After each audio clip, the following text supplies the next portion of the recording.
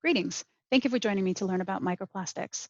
My name is Dr. Erin Meyer, and I'm the Director of Conservation Programs and Partnerships at the Seattle Aquarium. During this webinar, I'm going to introduce you to what microplastics are, where they are found, how they impact the ocean and us, and how you can be a part of the solution and help reduce plastics pollution. Let's get started. First, I'm going to share my screen with you.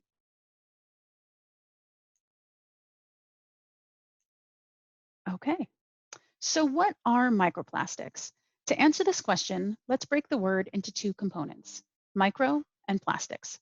We'll start with perhaps the more familiar of the two, plastics.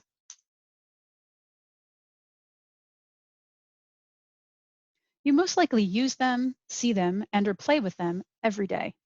From the most obvious products like the bottles that contain cosmetics and cleaners, to the computer or phone on which you're watching this webinar, to a wide variety of sports equipment and medical supplies, to the clothes you're wearing and the tires on cars and buses. So what is plastic exactly? Well, it's a suite of different materials made from polymers. Now, while the earliest plastics were made from substances like rubber, the majority of today's plastics manufacturing mostly begins with crude oil and natural gas. Let me walk you through it. The process of making plastics starts with extracting crude oil or natural gas from the earth. The crude oil and natural gas then go through four main steps before becoming the building blocks of a wide variety of products. First, they are refined into ethane and propane. Both of these hydrocarbons are called monomers. The monomers are then cracked or broken into smaller molecules called ethylene and propylene. These molecules then go through a process called polymerization, which is basically the process of making long chains of monomers. The final polymers are called polyethylene and polypropylene. These polymers are plastics. The final step is really several processes in one.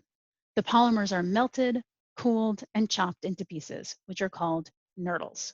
And these are the building blocks of plastic products. Now, there are also a growing number of compostable and biodegradable plastics being developed.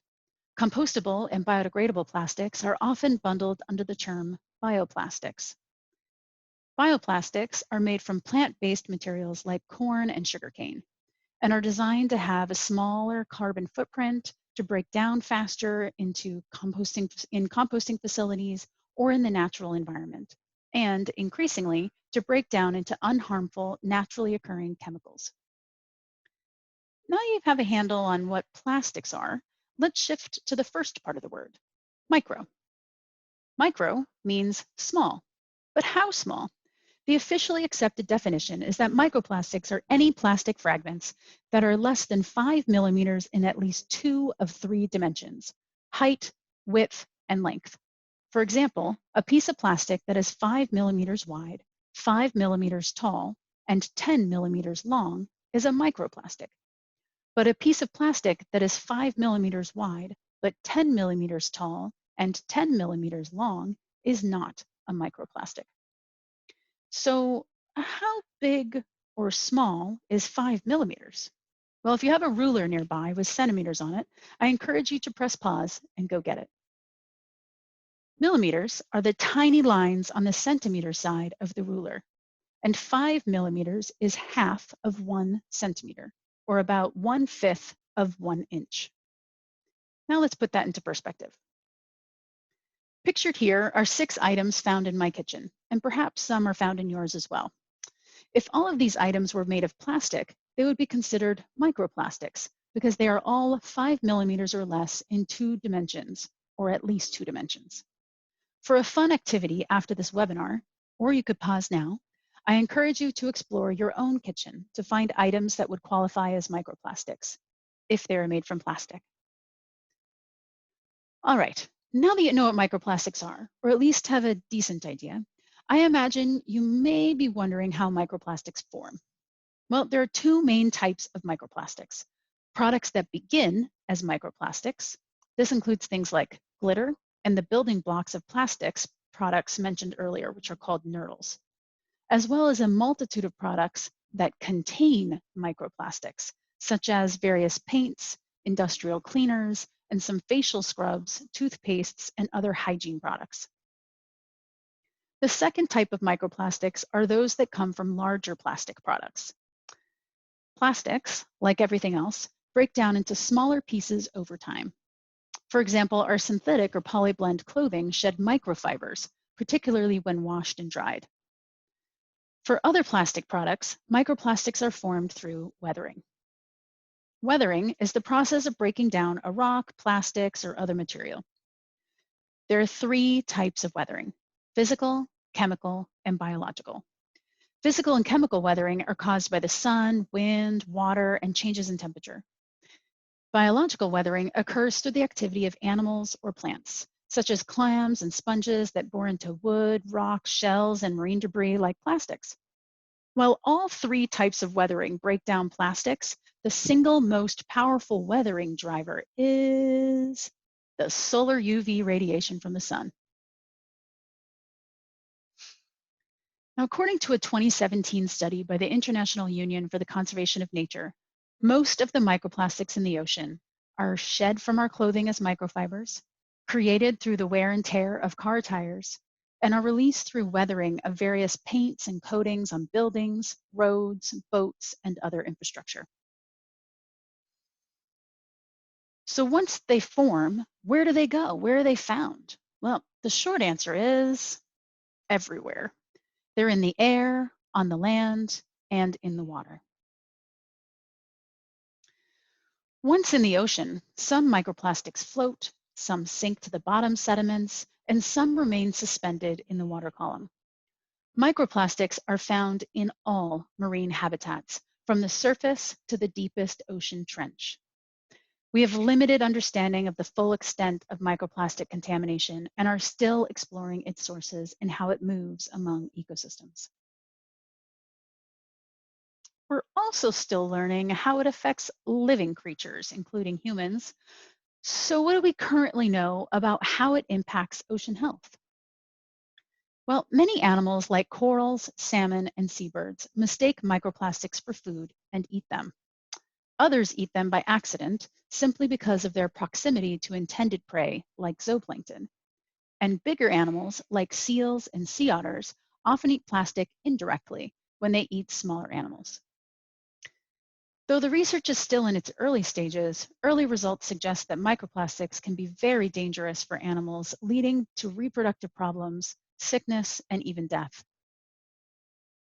When it comes to humans, the research is, again, in the very early stages.